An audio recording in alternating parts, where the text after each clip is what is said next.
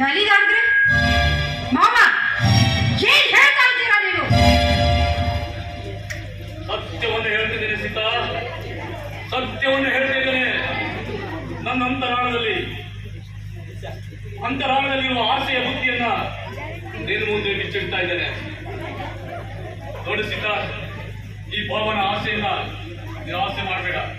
ನೀನು ಸಹಕರಿಸಿದಂತಾದ್ರೆ ನಾಳೆ ದಿನ ನೀನು, ನಿನ್ನ ಗಂಡ, ನಿನ್ನ ಮಕ್ಕಳು ಕೂತ್ಕೊಂಡು ಕನಕರಾಮನಷ್ಟು ಆಸ್ತಿಯನ್ನ ನಿನ್ನ ಹೆಸರಲ್ಲಿರ್ತೀನಿ. ಏನಂತೀಯ?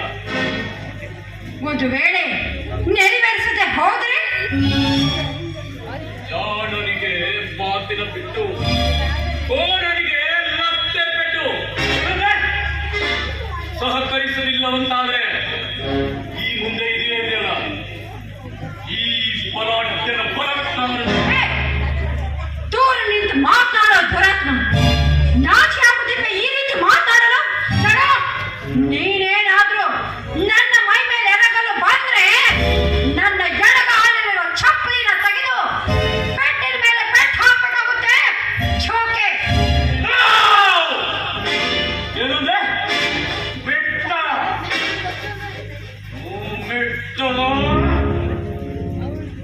ನನ್ನಂತರ ಆಳದಲ್ಲಿ ಹುದುಗಿರುವ ಕಾಮದ ಒಂದು ತೀರಿಸಿಕೊಳ್ಳುವಂತ ಈ ಗಜೇಂದ್ರ ಗೌಡನಿಗೆ ಬೆಚ್ಚಲ್ಲಿ ಸತ್ಕರಿಸುವ ಹೆಣ್ಣೆ ನಿನ್ನನ್ನು ಬಿಡುವುದಿಲ್ಲ. ನೋಡ, ದೂರ ಸರಿದು ನಿಂತು ಮಾತನಾಡೋ ನೀಚ. ನೀನು ನನ್ನ ಸೆರಗು ಬಿಡದೆ ಹೋದ್ರೆ ಇಲ್ಲಿ ನಡೀತಾ ಇರೋ ಈ ಸತ್ಯನ ಒಂದು ವೇಳೆ ನನ್ನ ಗಂಡನಿಗೆ, ನಿನ್ನ ತಮ್ಮನಿಗೆ ಹೇಳಿದರೆ ಮುಂದೆ ನೀನು ಪಡಬೇಕಾಗುವುದೇ ಪಶ್ಚಾತ್ತಾಪ. ಎಚ್ಚರಿಕೆ! ಎಚ್ಚರ! ಈ ಗಜೇಂದ್ರ ಗೌಡನಿಗೆ ಈ ಊರಿನಲ್ಲಿ ಯಾರು ಕೂಡ ಎಚ್ಚರದ ಸಂದೇಶವನ್ನು ಕೊಟ್ಟಿಲ್ಲ. ಹೇಳ್ತೀನ, ಈಗ ನಿನ್ನ ಗಂಡ ಕಿತ್ತೋದವ ಬರ್ತಾನಂತೆ, ಎಚ್ಚರ ಕೊಡ್ತಾ ಇದೀಯಾ? ಸೀತಾ, ಇಷ್ಟಕ್ಕೆ ನಿನ್ನನ್ನು ಬಿಡುವುದಿಲ್ಲ.